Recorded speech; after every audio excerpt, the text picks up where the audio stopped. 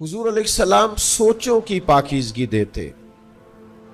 बुरा सोचना, बदगुमान रहना, लोगों के बारे में अपने दिल के अंदर बोझ बिठाना, नफरत करना, इससे भी मना फरमाया। आगाज यहां से किया कि तुम्हारी सोचें, तुम्हारे ख्यालात, तुम्हारे तसव्वुरात, तुम्हारा गुमान ये पाक होना चाहिए। यानी हज़रत जाबिर इब्न अब्दुल्लाह रदी अल्लाह ताला अन्हु फरमाते हैं, नबी पाक अलैहिस्सलाम ने अपने विसाले ज़ाहिरी से 3 दिन पहले इरशाद फरमाया, तुम अपने रब के बारे में जैसा भी गुमान रखोगे ना, अल्लाह भी तुम्हारे साथ वैसा ही मामला करे।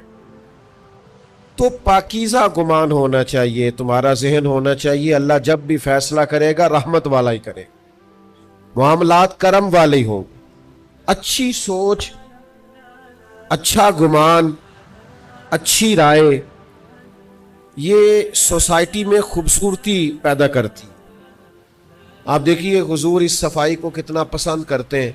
नबी पाक अलैहिस्सलाम ने फरमाया, अच्छा सोचना भी अच्छी इबादत नहीं। आप सिर्फ अच्छा सोचा करें, मुस्बत रहा करें, हर चीज को मनफी न लिया करें। और ये घर के अंदर भी जरूरी है, ये दफ्तर में भी जरूरी है, ये अपने फैमिली मेंबरान के साथ भी ज़रूरी है, आपके जो कुलीग्स होते हैं उनके साथ भी ज़रूरी है। नबी पाक अलैहिस्सलाम अच्छे गुमान की तरफ रग़बत देते। जब आपके ग़ुलाम ने उस दिन कहा था जिस दिन ताइफ वालों ने शदीद संगबारी की थी कि हुजूर आप दुआ करें ये तबाह हो जाएं, तो महबूब ने उस दिन भी हिदायत की दुआ की। तो गुलाम ने अर्ज की, हुजूर 10 दिन हमने ताइफ में क़याम किया है, इन्होंने तो अरब की जो रवायती मेहमान नवाजी है उसका भी ख्याल नहीं किया, इतनी तकलीफ दी, बदइखलाकी का मुजाहिरा किया अपने रवैयों से, तो आप फिर भी इनके लिए हिदायत की दुआ कर रहे हैं। तो ये नबी पाक की दी हुई सोचों को देखिए। हुजूर फरमाने लगे, ये नहीं ना मानते तो मुझे उम्मीद है आने वाली नस्ल मान जाए। तो इतनी जल्दी मायूस हो जाना, कहना ये लोग ठीक नहीं हो सकते, ये ज़माना ठीक नहीं हो सकता, ये मुआशरा ठीक नहीं हो सकता। महबूब तो अगली नस्ल के बारे में भी अच्छा गुमान रखने का इरशाद फरमा रहे। तो सबसे पहले तो मेरी गुजारिश ये है कि अल्लाह के रसूल ने हमें सोचों की पाकीज़गी का सबक दिया, और फिर उससे अगली बात यह है कि ज़ुबान पाक हो।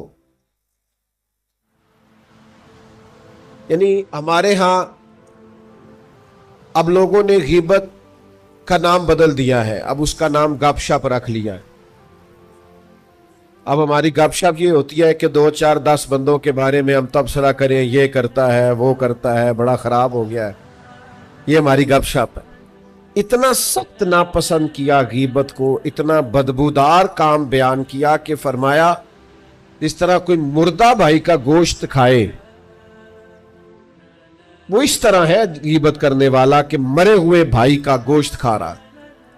जुबान साफ सुथरी हो, आपका अंदाज़े तकल्लुम खूबसूरत हो, वक़ूलू लिन्नास हुस्ना, लोगों से जब भी बात करो अच्छी करो, आपके जुमले पाकीज़ा हो, आपकी जुबान तहारत वाली हो, आपके लफ्ज बावुज़ू हो। कुछ लोग ऐसे हैं जो जब भी बोलते हैं जहर ही उगलते हैं, जब भी राय देंगे कड़वी कुशैली देंगे, उनके लबो लहजे से जब भी उठेगा माज़अल्लाह कोई ना कोई गलत जुमला निकलेगा। नबी पाक अलैहिस्सलातो सलाम ने हमें जुबान की तहारत के, एक तो हुजूर हमेशा सच बोलते थे, खिलाफ वाक़या बात ना करें। हुजूर ने फरमाया सच बंदे को निजात दिलाता है, झूठ आदमी को हलाक कर देता है। सच बोलें, अपने आप को गीबत से बचाएं। आपको क्या जरूरत पड़ी है लोगों पर तबसरा करने? और फिर ये कि जिन बातों के बारे में बिल्कुल पता नहीं है, गुमान करके लोग गलत बातें करते हैं, गुमान करके, और सिर्फ तसव्वुर में ला के लोग लोगों के बारे में गलत राय देते हैं। आप कभी मेरे महबूब का अंदाज़े गुफ्तगू देखें, रसूल पाक ने जब भी बात की है तारीफ ही की है। हुजूर को हाजत नहीं किसी की तारीफ करने की, लेकिन हुजूर जब तारीफ करते तो एजाज देते, शरफ देते। जनाब सिद्दीक़ अकबर की तारीफ भी की, हजरत उमर की शान बयान, मौला अली का जिक्र किया, सैयदना उस्मान गनी की हया का बयान किया। حضرت ابو عبیدہ بن جراح کو امین امت کہا. نبی پاک صلی اللہ تعالی علیہ وآلہ وسلم نے حضرت جابر ابن عبداللہ کی تعریف کی. حضور لوگوں کے بارے میں ہمیشہ خیر کا جملہ بولتے، مزدور کی تعریف کی، سچے تاجر کی تعریف کی. استاد کے محبوب پاک علیہ السلام نے عظمت اور فضائل بیان کیے. لوگوں کے لیے خیر کا جملہ، پاکیزہ بات کرنے کا محبوب ہمیشہ سبق دیتے. امتی کو چاہیے کہ اس بات کو سمجھے، اپنی زبان کے نشانے پہ نہ رکھے ہر وقت کسی نہ کسی. اور تیسری بات جو سب سے زیادہ اہم اور سب سے زیادہ ضروری ہے وہ یہ ہے کہ نبی پاک علیہ السلام نے دلوں کی پاکیزگی پر، روحوں کی طہارت پر زور دیا. ہم نہ اپنا بات ظاہر خوب سجاتے ہیں، 2 گھنٹے لوگ آئینے کے سامنے کھڑے رہتے ہیں. اور اب چونکہ کیمرے چلنے ہوتے ہیں، اب تو جتنی دیر بیٹھنا ہوتا ہے، کسی محفل میں بھی لوگوں نے سیٹ ہو کے بیٹھنا ہوتا ہے، تصویریں جو بنتی ہیں اور خیر سے سٹیٹس جو لگتے ہیں اور بھی کئی مصیبتیں ہم نے یہ ساری گلے ڈال لی ہوئی ہیں اللہ ماشاءاللہ. تو اب تو لوگ اپنے ظاہر کو سنوارنے کے لیے بڑی سخت محنت کرتے ہیں. لیکن یاد رکھ لینا،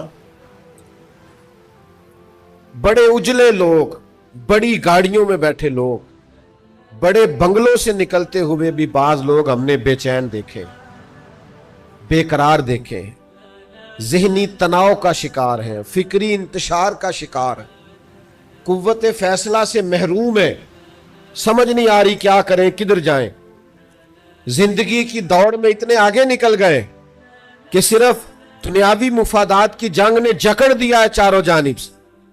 یاد رکھنا، جب روحیں پاک ہوتی ہیں، باطن پاک ہوتا ہے. 2 چیزیں ہیں جو بندے کے باطن کو اجاڑ دیتی ہیں، 2 چیزیں روح کو اجاڑ دیتی، اور خود نبی پاک علیہ الصلوۃ والسلام نے اس کی نشاندہی فرمائی. حضور فرماتے ہیں 2 بھوکے بھیڑیے، یعنی بھیڑیا ویسے ہی خطرناک ہوتا ہے اور بھوکا ہو تو پھر کتنا خطرناک ہو.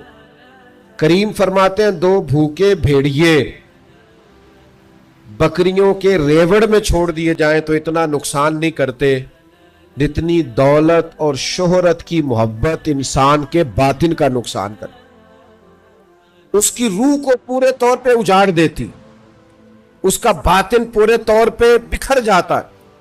لوگوں کو پتہ ہی نہیں ہوتا لیکن ٹوٹ چکے ہوتے.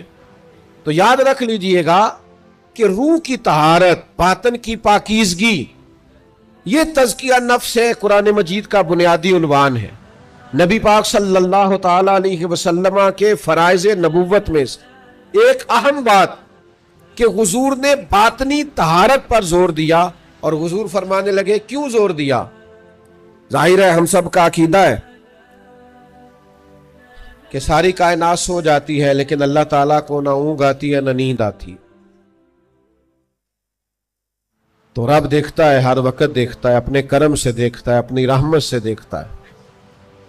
اللہ کے حبیب علیہ الصلوۃ والسلام فرمانے لگے یاد رکھنا، رب نہ تمہارے چہرے دیکھتا ہے نہ تمہاری جیبیں دیکھتا ہے، وہ جب بھی دیکھتا ہے تمہارا دل ہی دیکھتا ہے. تو جس چیز کو اللہ نے دیکھنا ہے اس کے محبوب نے دیکھنا ہے. آپ کو پتہ ہے ہمارے پاس سب سے قیمتی چیز کیا ہے؟ ایمان. تو ایمان کا بنیادی مرکز کیا ہے؟ دل. آپ کی روح، آپ کا باطن. ظاہر سے تو اونچے اونچے نعرے لگائیں، آج کل جیسے رواج ہے نا ہماری محفل میں کہ جس کا ایمان پکا ہاتھ کھڑے کر لو. تو بھئی ہاتھ کھڑے کرنے سے ایمان پکا آپ کو کیسے ثابت ہو گیا؟ وہ ایک رنگ بن گیا.